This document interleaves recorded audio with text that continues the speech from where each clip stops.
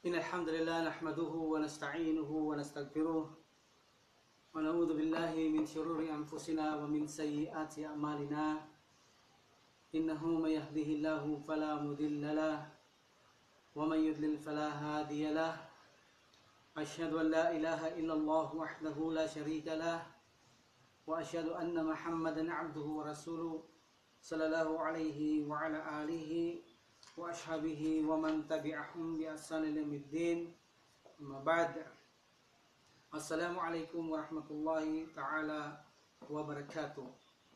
Now, sa araw na ito ay ang last halaka natin noong nakaraan ay ang panahon ni Buhaira, ang pagmimit na nila ni Prophet sallallahu alaihi wasallam na sila'y maglakbay ni Abu Talib at ng kanyang pamangkin sa Prophet sallallahu alaihi wasallam papuntang Syria, at nakita sila ng monghe na pangalan niya ay Buhaira, kung saan pinatunayan niya sa kanilang kasulatan na ang Prophet Muhammad sallallahu alaihi wasallam ay ang tanda na siya ang sugong huli na magiging sugo sa buong sanlibutan.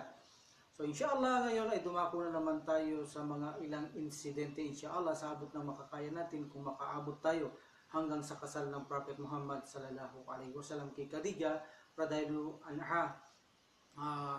Dumako muna tayo sa sinasabi natin noong nakaraan na Al-Fijr. No? Itong Al-Fijr na ito yung sinasabi nating Evil War. Ito yung sacrilegious war na kung saan kawalang galang o paglapastangang digmaan ang panahon ito, no? So bakit ito tinawag na Al-Fijr? Ang Prophet sallallahu alaihi wasallam ay sa ibang report siya ay 14 to 15, pero majority scholar si Prophet sallallahu alaihi wasallam sa panahon ito siya ay 20 according to Ibn Ishaq sa kanyang report. Siya ay 20. Majority scholar siya ay 20 sa panahon ito, ang Prophet Muhammad sallallahu alaihi wasallam. Bakit tinawag itong Al-Fijr o sacrilegious war o evil war, no? Dahil sa loob ng mismo ng Makkah ay nagkaroon ng patayan. So ito ay malaking kawalang-galang at paglapastangan sa loob ng Mekka dahil haram ang pagpapatayan ito. Even na sa loob ng Mekka, even na sabihin natin ang tao ay may parusang kamatayan o retaliation, nandoon siya, kailangan mo siyang alisin sa Mekka. Hindi mo siya dapat doon patayin sapagkat anang Propeta Muhammad sallallahu alaihi wasallam na waman dakhalahu kana amina. Waman dakhalahu kana amina. Ang sino mang pumasok sa haram ay safe, ligtas siya. So hindi mo siya maaring galawin, no? Kaya nga noon sa panahon na yun, kapag mayroong tao na nakapatay siya ng ibang tao at nakita niya, agad silang pumapasok sa Mecca dahil alam nila haram na siya ay patayin doon. Ang dahilan kung bakit nga tinawag itong Mecca na to sa loob ng sa Kaaba, sa loob ng Mecca na ito, itong Kaaba, itong banal na lupa na kung saan nagsasagawa ng Hajj or ritual ang ating mga kapatid na sa pananampalataya, kung bakit tinawag itong haram. Alam natin ang haram, ang ibig sabihin ay bawal. So kung ano ang allowed sa labas nito, sa labas ng Mecca, ay allowed. Kung ano ang halal sa labas ng Mecca, ay haram namang gawin sa loob. Halimbawa, kung ikaw ay may retaliation na dapat mamatay ang taong yun, ay pwede mong patayin doon sa labas. Ngunit sa loob ng Mecca, hindi mo maaaring gawin ito sapagkat ito ay haram gawin dito, kaya tinawag itong haram. Kung sa labas ay kaya mong pumutol ng puno o magbunot ng mga damo, dito ay ipinagbabawal ng Prophet sallallahu alaihi wasallam ang pagputol ng puno at mga damo, pagalis, pagbunot, kung wala talagang hindi talaga kailangan or necessity. At halimbawa mayroong naulog dito na gamit o pitaka o wallet habang nagalad sa tao, hindi mo maaring pikapin ito kahit may niya kang ibalik. Kung hahanapin mo pa yung tao hindi mo kilala, hindi mo maaring pikapin ito, hayaan mo siya doon. So kung ano ang nangyayari sa labas na maaari mong gawin, pagdating sa loob ng Mecca, ito ay haram, kaya tinawag itong haram. Actually, hindi lang isa ang haram na lugar. Ang Madina, ito ay pangalawang haram. Nang pumunta doon ng Prophet sallallahu alaihi wasallam, ay hiniling niya sa Allah subhanahu wa ta'ala na gawin din haram ang al-Madina, na ang pangalan sa lecture pa natin ay Yatrib. So, malalaman din natin yan inshallah pagdating natin sa hijra ng Prophet sallallahu alaihi wasallam doon sa Madina. Okay? So, babalik tayo sa Ebil War Al-Fijar, sa Al-Fijar War, sa insidente kung saan ang Prophet sallallahu alaihi wasallam ay nakasama sa digmaang ito, no? Okay. Ano ang dahilan kung bakit nagkaroon ng Al-Fijar War o Debil War? Sa panahon kasi noon, mayroon isang tao, no? Ayon sa report ni Ibn Hisham, na kung saan report ito na Abu Ubaidah sa kanya, na kung saan mayroon isang tao ng pangalan niya ay Urwa Ar-Rahal. Urwa Ar-Rahal bin Utba from Qais Island. Awazim siya. Alam natin ang Qais Island na ito ay anak ni Mudar. Na kung saan alam natin ang anak ni Mudar ay dalawa. Si Qais Island at saka si Ilyas. Di ba? Bin Mudar. At Qais Island bin Mudar. At alam natin kay Qais Island ay nagmula ang mga tribo na kung saan Banu Salim, Banu Hawasim, Banu Gatafan. So ang taong ito ay taga Qais Island. Ang Qais Island ay tribo niya itong mga sinabi natin. At ang isa namang tao ay taga Kinana. Ang Kinana, ito rin ay tribes na kung saan ay mayroon din siyang mga branches tulad ng Quraysh. Ito ay branches niya, ang Quraysh. So, sa isang dako naman, si Al-Barrad bin Qais, na kung saan malaking tao ito, malaki ang kanyang kamao, makisig ito, taga ito ay Kinana, na kung saan sa Quraysh. No? So, itong si Al-Barrad, nang makita niya sa lugar ng Dultilal, sa itaas ng bali ng Dultilal, itong si Urwa bin Al-Rahal, ay sinunggaban niya ito at sinuntok niya ito, binugbog niya hanggang sa mapatay niya ito. See? At nang magbalik si Urwa, si Barrad, Al-Barrad bin Qais sa kanyang mga kasamahan, so sinabi niya na patay niya ang taong taga-asim na si Urwa Ar-Rahal. So nang dahil dito, sila ay dagling umuwi papunta sa ng lugar ng Kinana, ngunit nabalitaan ito ng mga taga Qais Island at hinabol sila. Hanggang sa maabutan nila sila na malapit na sila sa Mecca, doon sa mismo tabi ng Kaaba, at doon sila nagtagaan, nagdigmaan, nag-away, nagtalo-talo sila doon, no? So talagang nagpadanak ng dugo hanggang sa umaatras itong mga Kinana at napasok sila sa Mecca at sa Kaaba mismo, sa banal na lupa, at napasok sila mismo doon, at doon ay patuloy pa rin ang mga Hawazim na ito, ang taga Qais Island, na nagpapadanak ng dugo, gumagawa ng kagulo, samantalang haram na doon ang pagpapadanak o anumang kaguluhan. So ito ang dahilan kung bakit tinawag ito na Al-Fijar o Ebil War, dahil sa ginawa nilang kawalang-galang at kalapastangan ng pagkipagdigmaan sa loob ng Kaaba al-Makkah, sa banal na lupa kung saan gumagawa ng ritual ang mga nag-hajj. So nang makita ito, napansin ng mga taga-Awazim, ay umatras sila na handun pala sila sa loob. See? So, natalo dito ang mga Kinana. So dahil dito, ang mga Quraysh ay nagalit sa kanila at nagbigay ng suporta sa mga Kinana. Dahil ang Kinana ay subtribes niya itong Quraysh. Ang ikinagagalit ng mga Quraysh ay hindi dahil sa nakapatay itong taga-Kinana na ito, ay hindi yun. Higit na mas malaking kasalanan ang kanilang ikinagagalit dahil nakipag-away o nilusog, sinalakay nila ang mga tao sa loob mismo ng banal na lupa. So ito ang ikinagagalit nila at ito ang ipinaglaban nila. Nagumanti sila sa mga Hawazim, no? At natalo ulit ang mga Kinana, ang mga Quraysh, at pangalawa natalo, pangatlo doon pa lang nagtagumpay kung saan kasama ang Prophet sallallahu alaihi wasallam. Ang unang digmaan nila naganap na ginawa nila sa pagbabalik ng mga Quraysh upang lumaban ay ito ay sa Shamta, ang pangalawa naman ay sa Al-Abla, both malapit ito sa Uqas, okay? At ang pangatlong digmaan ay ang tinatawag na Al-Syar, na kung saan dito kasama ang Prophet sallallahu alaihi wasallam at dito sila nagtagumpay. Actually, ang Prophet sallallahu alaihi wasallam sa pangyayaring ito, hindi siya kasama.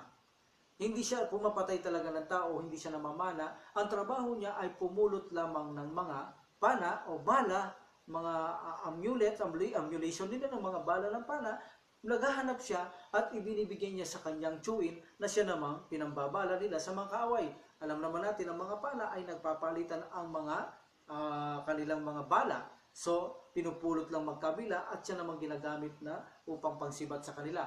So, yun ang naging trabaho ng Prophet Muhammad sallallahu alaihi wasallam at sila ay nagtagumpay dito. At sabi natin, blessing ang Prophet sallallahu alaihi wasallam. At ang pangapat ay ang Harira, marapit ito sa Nakla. Doon naganap ang 4 na digmaan. So, hindi nagtagal, sila nagkasundo na magbalik na lamang sa susunod na taon sa Ukas na kung saan ituloy ang digmaan. So, dito ng pagkakita nila, nag-usap sila at nagkaroon ng peace treaty na sinabi ni Rabia, ano ba man dapat nating pagawain? Ano bang gusto nyo? Ano suggestion nyo? Sabi ni Awasim. So, ganito na lang. Sabi niya, bayaran namin ang mga napatay ninyo bilang blood money. At para makasigurado kayo, mag-iiwan kami ng 4 na katao sa inyo bilang inyong mga bihag pansamantala para kayo ay maniwala na babayaran namin ng blood money ang mga napatay ninyo.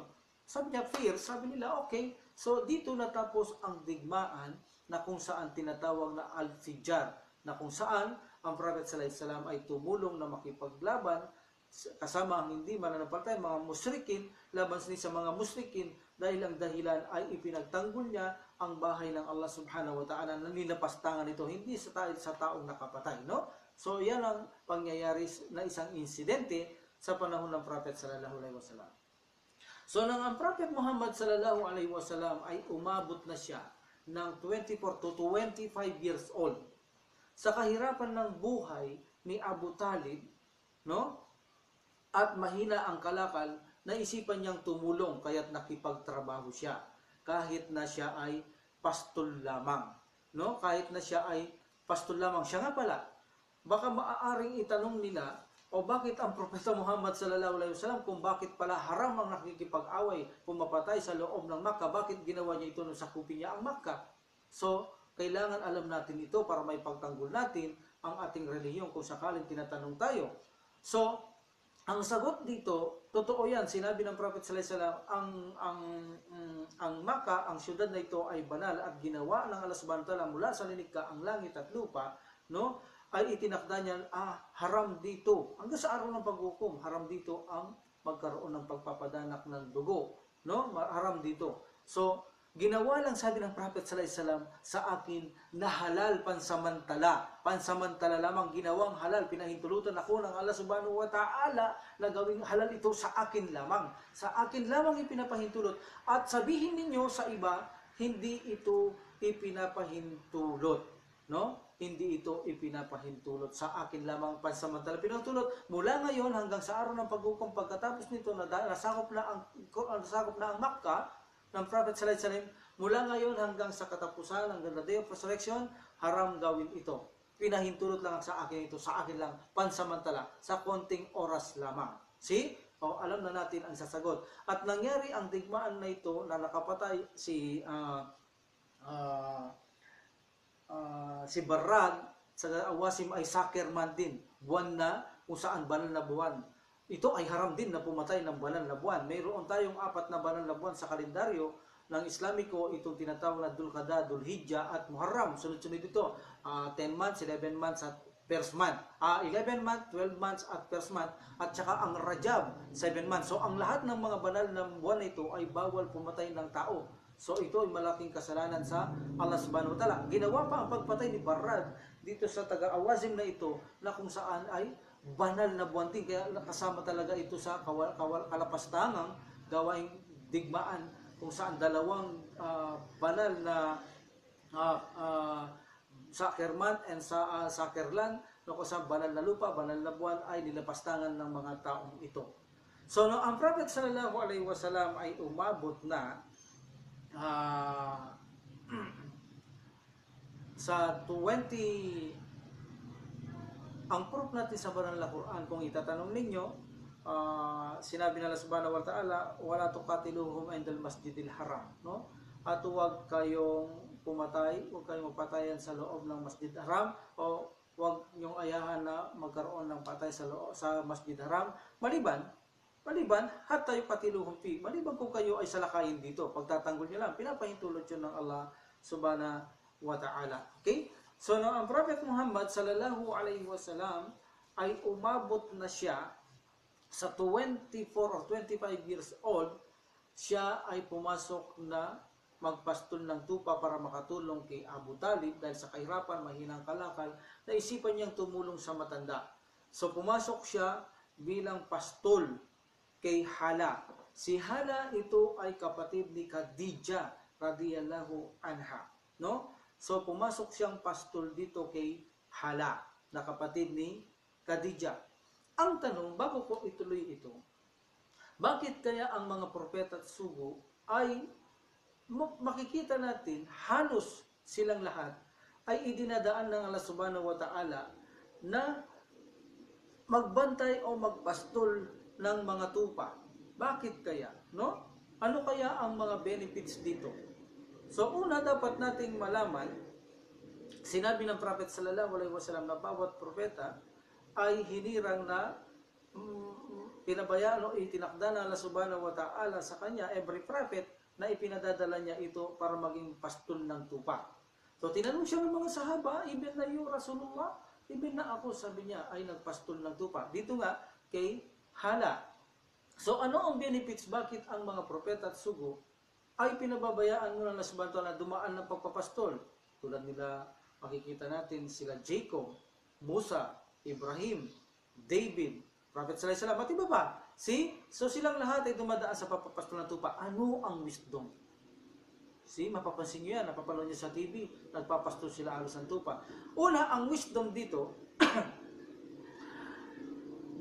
ang una ay sabihin natin, bago pa man, pinababayaan ng Allah subhanahu wa ta'ala magtrabaho ang mga propeta sa ganitong pagpapastol ng tupa sapagkat ang trabahong ito ay mapayapa at tahimik. No? At makakayanan mong makontemplate ang mga lilikha, papagmuni-munihan, ang mga lilikha ng Allah subhanahu wa ta'ala sapagkat nag-iisa ka doon sa disyerto, sa tigang na lupa. Siyempre, hahanap ka ng pagkain ng mga damuhan, nandun ka sa disyerto, no? Pinapakain mo sila, tahimik ka, nag-iisa ka, o may kasama ka man dalawa, ganun pa rin yun, tahimik din pa rin kayo. So nakikita mo ang mga lilikha ng Allah subhanahu wa ta'ala, nasisimulan mong pag-isip-isipan, pagmuni-munihan ang mga nilikha. So ipinapractice o inahasa ng Allah subhanahu wa ta'ala ang kanilang mga isipan na maitanim sa kanila at maipakita ang mga lilikha ng Allah subhanahu wa ta'ala upang maging mapagtanaw sila ng utang na loob sa Allah subhanahu wa ta'ala. Kaya halos ng mga propeta makikita nyo, sila ay full ibada, hindi katulad natin, hindi natin sila talaga makayanan. See? So, ang unang benefits dito kung bakit pinababayaan sila ng Allah subhanahu wa ta'ala na magpastol ay upang magkaroon sila ng pasyensya, ng sabar. No? Kasi kung iisipin mo mula sa pagkasilang ng araw o paglitaw ng araw hanggang sa paglubog, makikita mo sila na sila ay nagpapastol. So dahil dito mahabang oras ito, kailangan mo ng pagtitimpi. No? Kailangan mo ng pagtitimpi.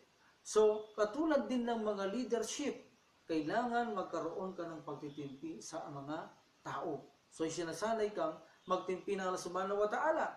Mayroong mga kastilyo, may mga buhay na mararangya, may mga buhay na relax, may mga buhay talagang masarap tingnan. So kapag ikaw na sa disyerto, ikaw ay nagbabantay, ikaw ay nag-iisa, alos kailangan mo ng pagkain, kailangan mo ng inumin. So tinitiis mo ito, hindi mo nararamdaman ang karangyaan. Ibig sabihin, parang namumuhay ka sa kalagayang napakahirap, hardship na pamumuhay. So kailangan mo ngayon ng pasyensya. So kung ikaw ay magmumuno, of course, kailangan mo ngayon ang mga malaking pasyensya. So alam natin ang Prophet sallallahu alaihi wasallam ay mamumuno. So of course, kailangan niya ng malaking pasyensya. So ang pamumuhay ng shepherd ay tinitingnan natin, kung titingnan natin ay hard life. So kailangan niyang magtimpi dahil ang Prophet sallallahu alaihi wasallam ay tatanggap ito ng mga susunod na hakbangin na mahirap na kakaharapin niya. Maging ang mga revelasyon ay mahirap na darating sa kanya. Kung wala siyang pagtitimpi, aatrasan niya ang mga ito. Tulad na sinabi ng subhanahu wa ta'ala, Ida sanulki alayka kaulan sakila. No? Katotohanan ay pinanaog namin sa iyo ang isang mabigat na salita. So ayon sa mga tafsir, ang mabigat na salitang tinutukoy dito ay mga obligasyon o mga ano pa mang sunna na kung saan dumarating sa kanya na ito ay iminimemorya niya kay Jibril na nahihirapan siya dahil no read no write ang Prophet Muhammad sallallahu alaihi wasallam. Lalo na sabi niya, ano ang mahirap sa kanya? Yaong parabang nagsasalita, parang ring bell ang nagsasalita. Hindi niya basta ito makuha. Kahit sabi ni Aisha radhiyallahu anha, kahit na malamig ang panahon, pinapawisan ang forehead ng Prophet Muhammad sallallahu alaihi wasallam talaga. Natitigil lang yung kapag na-pick up niya na ang sinasabi ng revelation sa kanya. Parang bell daw yun. Sabi ng Prophet sallallahu alaihi wasallam, hirap na hirap ako. So kung walang pagtitimpi ang Prophet sallallahu alaihi wasallam, paano niya ito tatanggapin lahat? Paano niya mimemorya ang lahat ng ito? Paano niya haharapin ang lahat ng pagsubok na darating sa harap niya? So talagang tinuruan siya ng Subhanahu wa Ta'ala na matutong magtimpi. Pinatay niyang maagang ama niya ang kanyang ina, ang kanyang lolo, nang matuto talaga siyang magtimpi.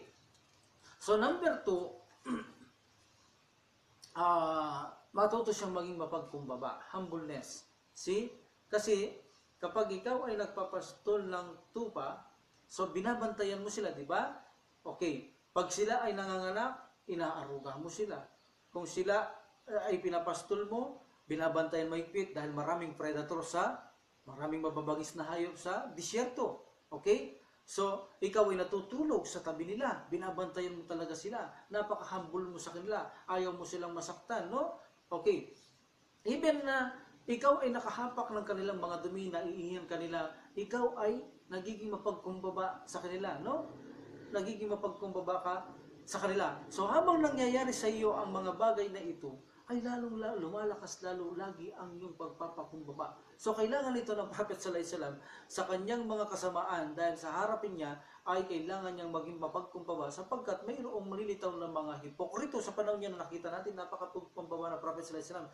Even na alam ng mga hipokrito, napakapagkumbaba niya sa mga kanyang mga kasamaan na kung saan nakakasagot minsan ng mali, ay alam niya itong bitbitin sa kanyang sarili na siya ay nagiging mapagkumbaba. Number 3, kung bakit sila dumadaan sa pagpapastol upang turuan sila samantala na maging bravery, maging matapang, sapagkat haharapin din nila ang mga digmaan na kakaaway sa kanila. Hindi maiiwasan ang mga ito. So, dahil sa matuwid na landas, alam naman natin kinakalaban ito hanggang sa patayan. So, kailangan niya maging matapang, maging handa. Tulad ng pagpapastol, kapag ikaw ay nagpapastol, ay binabantayan mo na sakaling nasalakayin sila ng mga lobo o pang mababangis na hayop, handa mo itong labanan, handa mo itong ipagtanggol ang iyong mga kawan. Ganon din ang Prophet sallallahu alaihi wasallam nung siya'y propeta ay binabantayan niya ang kanyang mga sahaba, ibig sabihin ay handa siyang makipagpatayan alang-alang sa kanyang mga kasamaan. Kung ang mga hayop ay handa mong ipaglaban, ito pa kayang mga tao na iyong sasakupin ang hindi mo kayang ipagtanggol sa mga masasama? See? Number 4, mercy at saka compassion. Maaaring maging mahabagin ka at maging mabait ka sa kanila. Even na sabihin natin ang mga hayop na ito, kapag ikaw ay nag-alaga, magkaroon sila ng sakit o maaksidente sila, no? O kaya ikaw ngayon ay nagkakasakit sila na may na-aksidente sa kanila, nagiging doktor ka. Ikaw ang nagiging doktor nila. Hindi ka lang nagiging doktor. So, ikaw pa ang tagapangalaga nila. So, nandahil dito, ang iyong characteristic, ang iyong ugali, ay nagkakaroon ng parang magiging pahabagin at maawain, no? Sa mga hayop na ito. Kung ikaw ay natutong maging mahabagin sa mga hayop, lalo na sa iyong mga kasamaang tao ito, matuto kang maging maawain at mahabagin. Makikita natin lahat ang sinasabi natin ito sa sira ng Prophet Muhammad sallallahu alaihi wasallam ng no doubt. Makikita natin lahat ito. Yan ang mga dahilan. Natututunan din ng mga propeta kapag sila nagpapastol ng tupa ang makitungo ng maayos sa mga tao. Dahil ang mga tupa, kapag ikaw ay nagpapastol, pinakakitunguhan mo sila maayos. Mayroong matapang, mayroong mabait, may maamo. Hindi natin alam ang lahat ng mga ugali. Pero napag-aaralan mo lahat ng yan. At dahil ay pinangangalagaan mo yan, pananagutan mo yan, pinakikitunguhan mo, pinag-aaralan bawat ugali nila, ang mga asal nila, ang galaw at kilos nila, ay pinag-aaralan mo sa ganito upang mapakitunguhan mo kung ano ang dapat mong gawin sa kanila nang sila'y maging maamo. So tulad din ng mga tao, iba-iba ang kanilang ugali. So kailangan mo ang lahat ng ito kapag ikaw ay naging propeta. At ilan lamang ito sa benefit of wisdom na mayroon kung bakit dinadaan ng mga sugo at mga propeta para magpastol. Okay? So balik tayo sa panahon ng pakikipagpastol ng Prophet sallallahu alaihi wasallam kay Hala. Nung kunin na ang kanyang sahod, nahihiya siya every time na kumuha siyang sahod kay Hala. So ang inuutusan niya ang kanyang kasamahan na pakikuha na lamang, at palagi sinasabi kay Hala, bakit ba hindi kinukuha ni Muhammad ang kanyang sahod at ikaw ang kumukuha? So ang sinagot ng tao, nahihiya raw siya sa inyo dahil babae kayo, nahihiya siya. So sabi ni Hala, wala akong nakitang taong higit pa sa taong itong napaka-humble, napakabait, napakatapat ng taong ito, no? So, sabi, ito'y narinig ni Khadijah.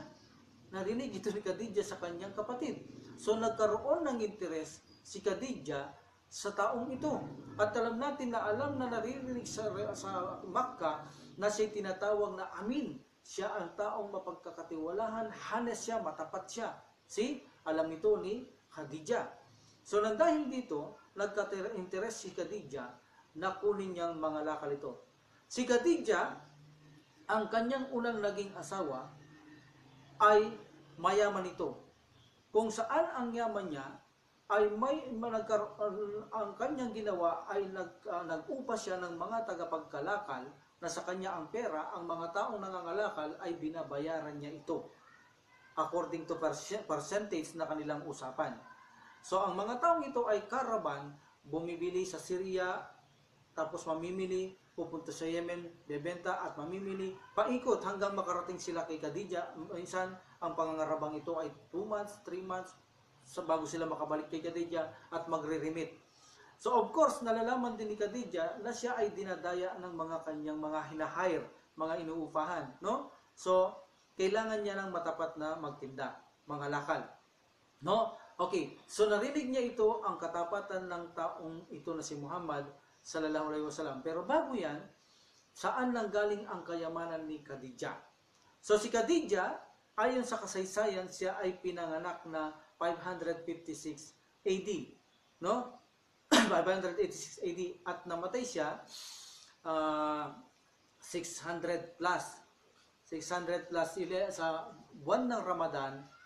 11 ng buwan ng Ramadan, siya ay namatay, no? So, siya alila ay 65 years old nang siya ay mamatay. Pero ayon naman kay Al-Baihaqi at Ibn Kathir, namatay si Khadijah nung siya ay 50 years old. So, ibig sabihin, hindi siya ipinanganak ng 556, kundi ipinanganak siya ng 541. Sabi nila, at siya ay namatay sa buwan ng Ramadan. Siya ay 50 years old, namatay sa iba 65 years old, no? Okay. So, si Khadijah ang tinatawag din itong Khadijatul Kubra, the Great Khadijah, or siya yung tinatawag na tahira, pure, hanes, matapat, malinis na babae. So, si Khadijah, ang kanyang ama ay si Khuwailid bin Asad bin Abdul Uzza bin Qusay bin Kilab. See? So, bin Qusay bin Kilab. So, ibig sabihin, kamag-anak din siya ng Prophet sallallahu alaihi wasallam itong si Khadijah. Dahil galing din si Khadijah kay Qusay at Kilab. Ang Prophet sallallahu alaihi wasallam galing din kay Qusay at Kilab. Muhammad bin Abdullah bin Abdul Muttalib bin Hashim binti Abdul Manaf bin Qusay bin Kilab. So, ibig sabihin, kay Qusay pa lamang ay magkamag-anak ng Prophet sallallahu alaihi wasallam at Khadijah. Ganito kahalagang genealogy. Nalalaman natin ang pinagmulan nila, no? Yan ang ganda ng kursong genealogy. So, magpinsan sila ng Prophet sallallahu alaihi wasallam. Siya ay anak ni Khuwailid bin Asad bin Abdul Uzza. See? Okay, bin Qusay, okay. Bin Kilab. Ang kanyang ina ay si Fatima bint Saida. See? Ang kanyang ama, Khuwailid binti Asad bin Abdul Uzza. Okay? Ang kanyang ina ay si Fatima bint Saida mula sa Bani tribe ng Bani Sad. So, alam natin nung unang panahon sa kanya, kay Khadijah bago mag-asawa ito, nagkaroon ng asawa, ang unang nag-propose sa kanya para magpakasal ay si Warqa bin Nawfil. Si Warqa bin Nawfil, ngunit nagkaroon ng hindi pagkakasundo ang both side, hindi natuloy ang kanilang kasal.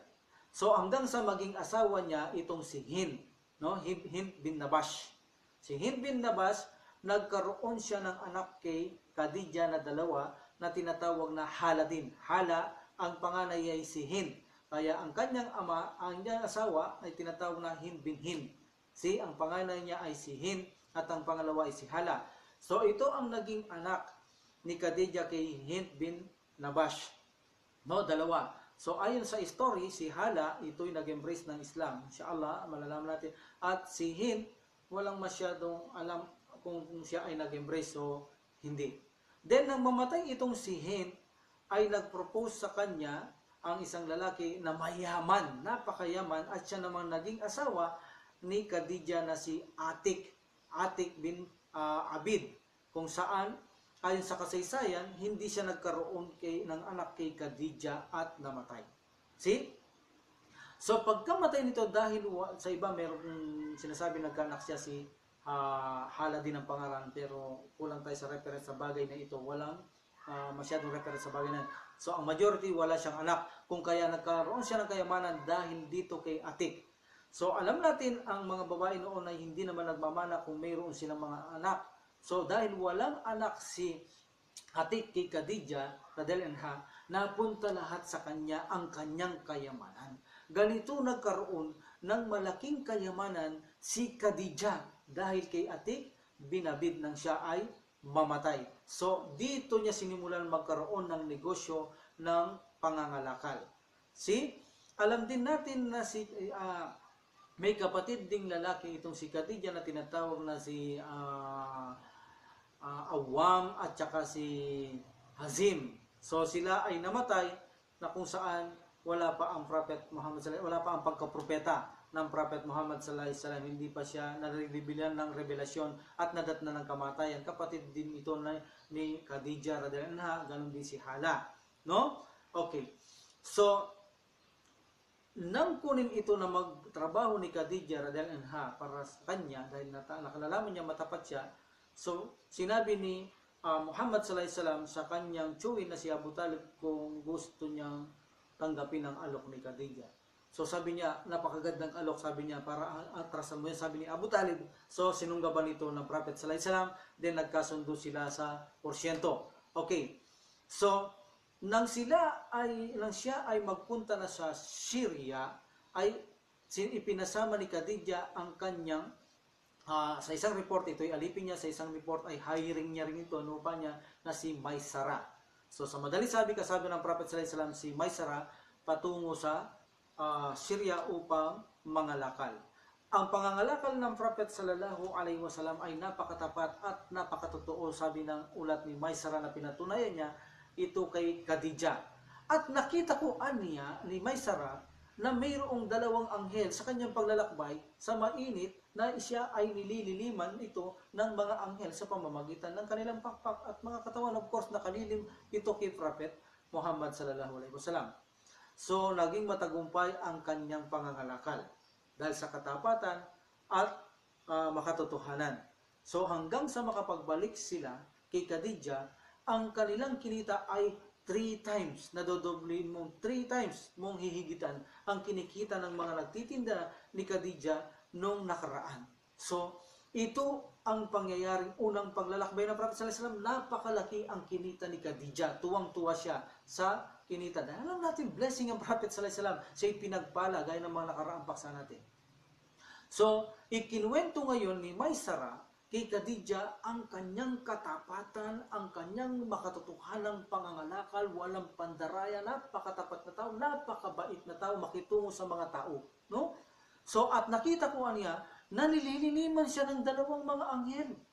So, nang dahil dito, si Maysara at si Khadija ay pumunta siya kay Waraka bin Naufal, bin Asad. Ito si Waraka bin Naufal, ito ay kanyang kasin sapagkat si Naufal bin Asad ay kapatid ni Khuwailid bin Asad, ang tatay ni Khadija, ngunit matanda si Waraka. Si Waraka ay bihasa sa salitang Latin, sa Hebreo, nag-aral siya ay Kristiyano, nagsulat siya ng libro Kristyan sa pamamagitan ng Hebreo. Okay, so ikinuwento niya ito. Ano, nakita niya nga ang Prophet sallallahu alaihi wasallam matapat, mabait, lahat ikinuwento niya, nakita ni Maysara. Then sinabi niya, mayroong mga anghel na dalawa nakalilim sa kanya abang naglalakbay kami. Hindi siya naiinitan kapag panaong mahinit, niniliniman siya. No? At isa pa sa pangyayari, nung humupo ang Prophet sallallahu alaihi wasallam papuntang Syria sa halaman, sa isang puno, nakita ito ng isang monghe na tinanong niya si Maysara kung sino ang taong umupo na yon. Sabi niya si Muhammad, alam mo ba ang mga taong ganyang umuupo sa punong yan ay sila ang mga propeta? Mga propeta lang ang umupo sa mga punong yan. So isa pa ito nalaman ni Maysara at sinabi nito. So sinabi sa kanya ni Waraka bin Nawfal, kung ang sinasabi mo ay totoo, tama, ito ay isang propeta at sugo ng buong nasyon na alam naming nakasulat sa amin at amin itong hinihintay. Kung makakasama lang natin ito at kami buhay pa, tutulungan namin siya. Alam natin na sila ay hunapa, naniniwala sa isang Diyos. Ang mga ito gaya na nakaraan mga monghe na sinabi natin, at alam nilang darating ang propetang ito sa panahon na yaon na. Kaya lang ay matanda na lumha itong si Waraka at sinasabing siya ay mahina ng mata. Sabi naman ng iba, ito ay bulag na at malapit ng mamatay. So, nalaman ni Khadija na mayroong posibilidad na maging propeta pala itong si Muhammad sallallahu alaihi wasallam. So, dahil dito sa katapatan, kabaitan ni Muhammad sallallahu alaihi wasallam, nagkaroon ng interes na maging asawa niya si Propeta sallallahu alaihi wasallam. Bagamat marami ang nagpo-propose man magmula nang siya ay mabalo, si Khadija, ay wala lang itong ginustong lalaki at hindi na siya nag-asawa, kundi kay Prophet sallallahu alaihi wasallam, siya pa ang nagkaroon ng interes. So dahil dito, ay sinabi niya ito sa kanyang kaibigan, ay sa isang report, alipin niya ito, sa isa naman kaibigan niya sa Nafisa binti Munabbah, na kung saan ang kanyang ina ay si Mania.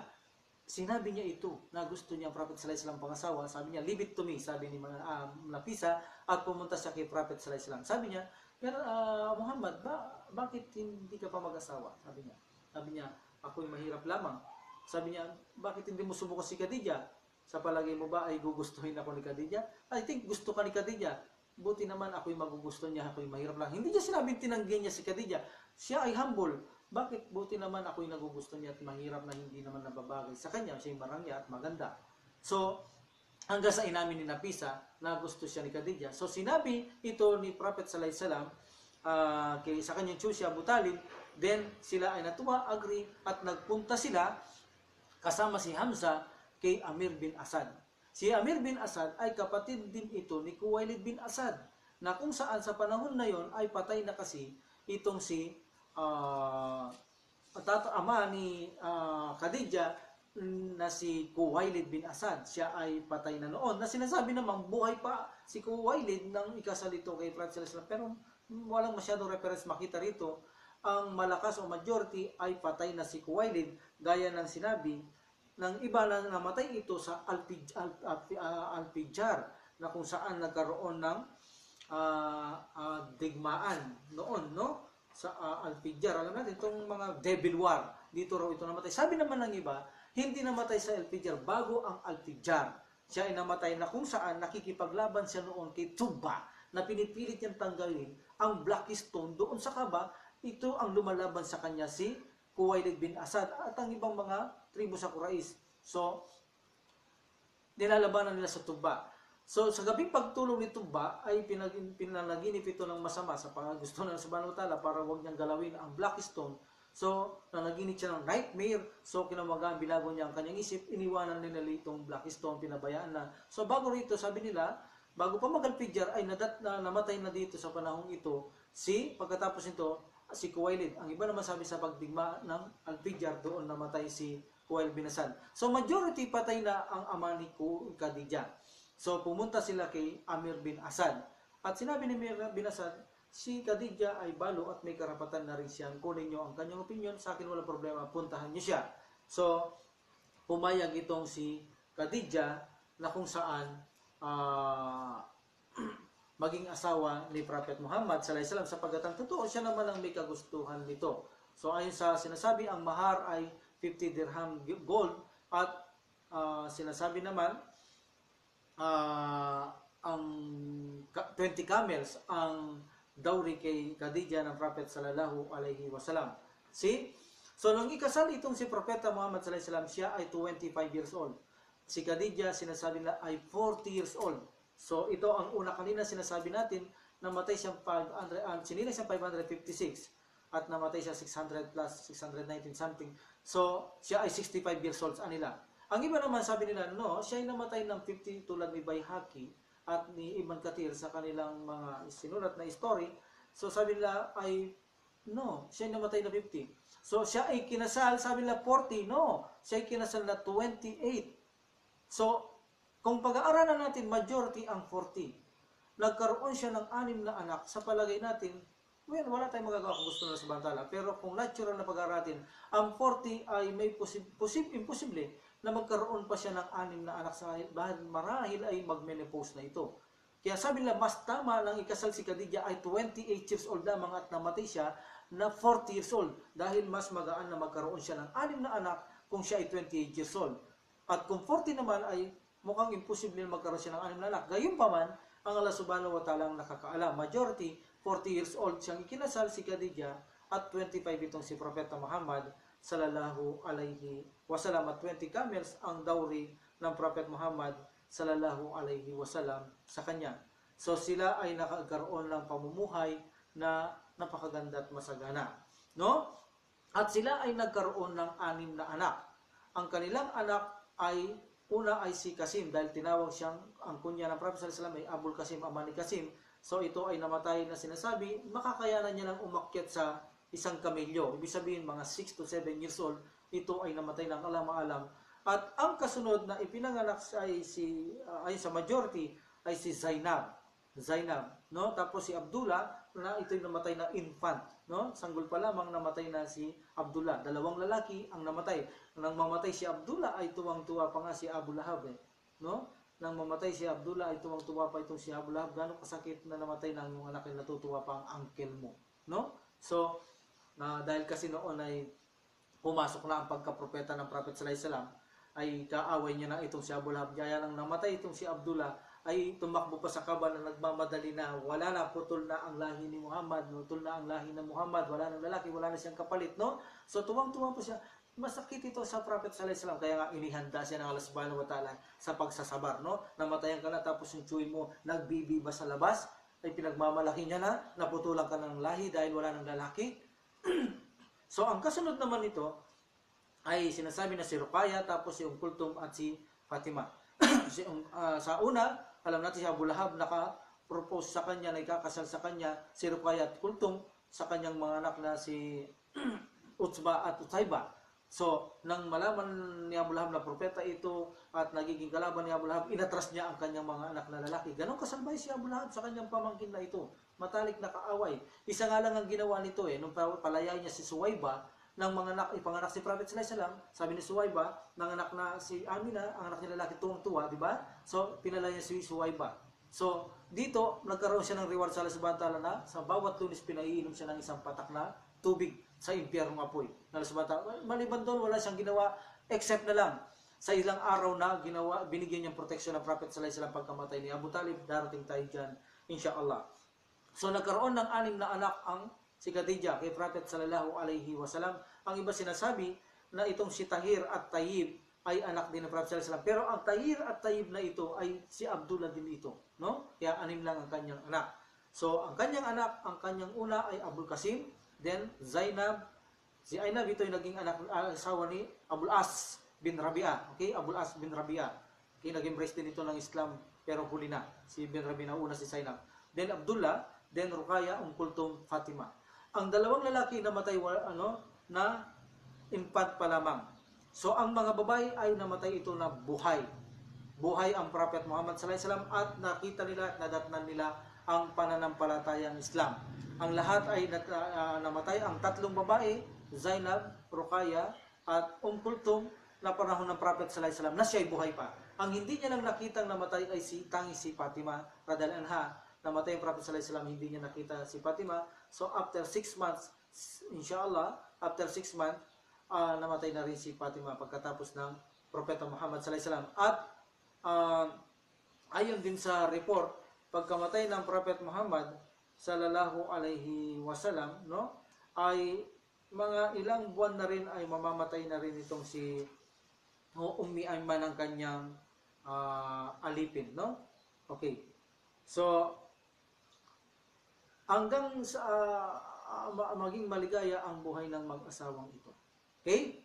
So, balikan natin ang pangangalakal, ang benefit sa pangangalakal ng Prophet Muhammad sallallahu alaihi wasallam. Ang unang blessing sa panahon hanggang sa maging asawa niya si Khadijah. Ang unang benefits dito sa kasaysayang ito ay nakita natin ang pagkakalakal upang magtagumpay ay kailangan kang maging makatotohanan, maging matapat gaya na sinabi ni Maysara. Mabait sa tao, walang pandaraya, makatotohanan, nagiging matapat ka. Yan ang isang estilo para maging matagumpay ang kalakal. See? Okay, kaya maging matagumpay ang kalakal ng Prophet sallallahu alaihi wasallam. Okay, ito ay pattern. Siya ay pattern. Nakadaka na lakum fi Rasulillahi uswatun hasanah. Nasa sugo ng Allah ang isang magandang halimbawa pang inyong sundin. Okay? So, iyan ang isang magandang technique sa pangangalakal. Number 2, nang inaccept niya ang offer ni Khadijah na magtrabaho sa kanya, nabuksan ang pintuhan para sa kanya ay lumuwag ang kanyang buhay. Dito nagsimula. Sabi natin, siya'y pangangalagaan ng Allah subhanahu wa ta'ala, ang Prophet Muhammad sallallahu alaihi wasallam, di ba? Pinangalagaan niya ang Prophet sallallahu alaihi wasallam na kung saan nilayo niya sa pagsamba sa mga idolo. Tinanggal niya yung itim dito para maging hindi siya maudyuan sa saitan at maging matuwid siyang tao. Pinangalagahan siya ng Allah subhanahu wa ta'ala na hindi makagawa ng mga inalay na animales sa mga sakripisyo ng mga musrikun. Hindi siya kumakain yan. No? At galit na galit siya sa pagsamba sa mga Diyos-Diyosan dahil minsan kay Khadijah sinabi niya, sumisigaw siya, hindi ko kailanman sisambahin si Abdul Uzza sa Abdul Manat. Pagkaganyang idolo, mga pagtatambal, galit na galit ang Prophet Muhammad sallallahu alaihi wasallam, sumisigaw siya kahit kay Khadijah. So number 3, pinangalagaan siya ng Allah subhanahu wa ta'ala na hindi siya makagawa ng malaking kasalanan. Hindi siya gumawa, never na gumawa. Nakagawa siyang mali pero hindi niya sinasadya. At maging maliit na kasalanan ay hindi inuulit ng Prophet sallallahu alaihi wasallam. Pinangangalagaan ng Allah subhanahu wa ta'ala na hindi siya makagawa ng kasalanan, maging maliit. So binigyan din siya ng ideal wife, si Khadijah. Ay napakabait nito, na magaling maglingkod, sumuporta, pangkayamanan, kanyang buhay, physical. Naging maalalahanin, maging maaruga siya kay Prophet sallallahu alaihi wasallam. So ginawa niya lahat ito kay Khadijah, kaya binigyan siya ng ideal wife ng Prophet ng Allah subhanahu wa ta'ala. At ito'y minahal ng Prophet sallallahu alaihi wasallam at hindi siya nag-asawa kailanpaman ng pangalawa hanggat hindi namatay si Khadijah. 50 plus na ang Prophet sallallahu alaihi wasallam, almost 54 nang mamatay si Khadijah, doon pa lang mag-aasawa ng iba ang Prophet Muhammad sallallahu alaihi wasallam. Hindi siya nag-asawa dahil kailangan niya sa pagnanasa. No, malalaman niyo kung paano niya naging asawa. Ang pangalawa si Sauda, pangatlo si Aisha, hindi dahil sa pagnanasa. So, si Khadijah, hindi rin inasawa ng Prophet Muhammad sallallahu alaihi wasallam dahil siya ay maganda, mayaman, kundi dahil siya ay isang pure, tinawag siyang tahira, siya ay hanes, matapat, mabuti, at tinawag siyang kubra, dakila. So, dahil diyan ay inasawa ng Prophet sallallahu alaihi wasallam, alam niya magiging mabuti, asawa si Khadijah. Hindi dahil sa pagnanasa, kundi dahil para sa kabutihan ni Prophet sallallahu alaihi wasallam. Ang gusto niya ay matuwid, mabuti, ayaw niya lang masama. Even na sa pangalan nga, pinapalitan niya mga sahaba niya. Even na ang Yatrib dahil masama ang kaulo nito, badang kaulugan nito, pinalitan niya itong Madina. Inshallah, darating tayo dyan. So, ganun pa man, ang pagkamatay ng kanyang mga anak ay kadarito. Kailangan niyang tanggapin ito. Isa itong blessing sa kanya dahil sa atin at sa kanya. Tinuturuan siyang magsabar ang Prophet sallallahu alaihi wasallam. Inihahanda siya, kailangan niya itong gawin. At kailangan tanggapin, sabi ng Prophet sallallahu alaihi wasallam, kailangan kong tanggapin no sa Madina na ang kanyang malaki mamatay si Ibrahim, ang huling lalaki na namatay. Okay? Si Ibrahim hindi anak ni Khadijah. Inshallah darating tayo dyan. So sinabi niya, kinukuha ng Allah subhanahu wa ta'ala ang aking mga anak na lalaki, ay obligasyon nitong kunin sapagkat walang susunod na pagkatapos ko na propeta. Dahil kung mabubuhay ang isa rito ay may posibilidad na siya ang susunod na propeta pagkatapos ko. So alam na ito ng Prophet Muhammad sallallahu alaihi wasallam. Tinanggap niya na ito. At ganun pa man, pag sakali sa atin dumating ang bagay na ito ay alam natin, masakit, mabigat sa ating kalooban, minsan nawawala ang ating anak. So balikan natin ang Prophet Muhammad sallallahu alaihi wasallam. Ibig sabihin, nagbibigay ito ng pampalubag ng damdamin sa atin. Kung sa kanya nangyari ito, paano pa kaya sa atin, di ba? So paano pa kaya sa atin?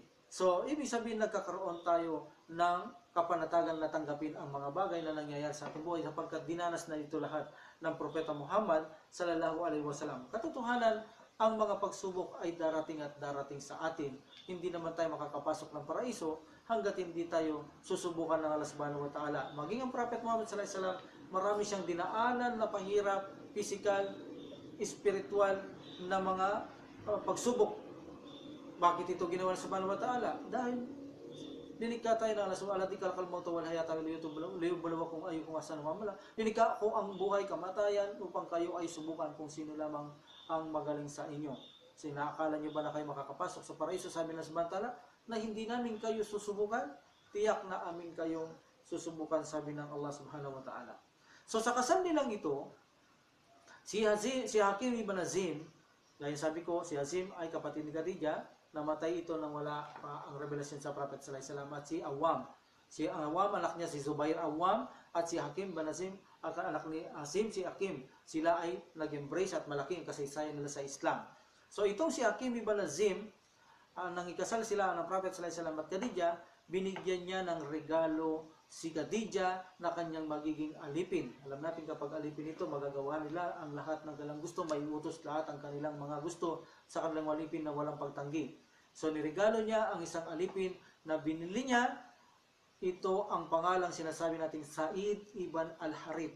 Ibinigay niya ito kay Khadijah bilang regalo sa kanilang kasal, no? Ang iba naman ay nagsasabi na si Khadijah ay nagpabili daw ng alipin kay Hakim upang magkaroon siya ng mautusan. Actually, meron ng mga alipin si Khadijah pero gusto niya lalaki at binili daw ito ni Hakim. So, paano bibili ni Hakim ito samantalang si Hakim mismo ay napakarami niya na alipin? Kahit 100 mahigit, mayroong alipin itong Hakim na ito. Ibn Hazim, matatagpuan yan kapag binuksan ko ang kanyang kasaysayan. Si Hakim Ibn Hazim, kung ilan ang pinalaya niyang alipin na mag-embrace siya sa Islam. See? Kung magpapabili si Khadijah, bakit hindi na lamang bigyan siya ni Hakim? See? So, mas malapit na kung saan binili ni Hakim. Special ito, binili niya bilang regalo. Hindi siya kumuha sa mga alipin niya, kundi bumili siya at binigay kay Khadijah bilang kanyang regalo na alipin niya. At ito naman si Zaid bin Harith na binili ni Hakim, na binigay kay Khadijah radhiyallahu anha, ay ibinigay naman kay Prophet sallallahu alaihi wasallam para maging alipin ng Prophet Muhammad sallallahu alaihi wasallam. Sino si Zaid al-Hakim? No? Sino si Zaid ibn al-Harith? So, sino si Zaid ibn Harith? So, inshallah, babuksan natin ang kanyang kasaysayan sa susunod na paksahin natin. At kung makakaabot tayo, inshallah, ay papasahin na rin natin kung paano binabago ang Kaaba, paano renovate, ano ba ang mga dahilan kung bakit na-renovate nila ang Kaaba, kung bakit ganito ngayon ang Kaaba, na kung dati hindi ganyan ang haba, ang taas ng Kaaba. Inshallah, malaman natin, then papasok na tayo sa first revelation na kung saan kay Propeta sallallahu alaihi wasallam. So inshallah, ang abangan at tabayanan ninyo ang programang ito. Tiyak na marami tayong kapupulutan, inshallah, para malaman natin ang tunay na kasaysayan ng Islam at ng Propeta Muhammad sallallahu alaihi wasallam bilang gabay at patnubay natin kung anong gagawin natin sa ating buhay. Wa qada'un alhamdulillah rabbil alamin wa salatu wa salam ala rasulillah. Subhanaka lahumma wa bihamdika asyhadu an la ilaha illa anta astaghfiruka wa atubu ilaik. Assalamu alaikum warahmatullahi taala wabarakatuh.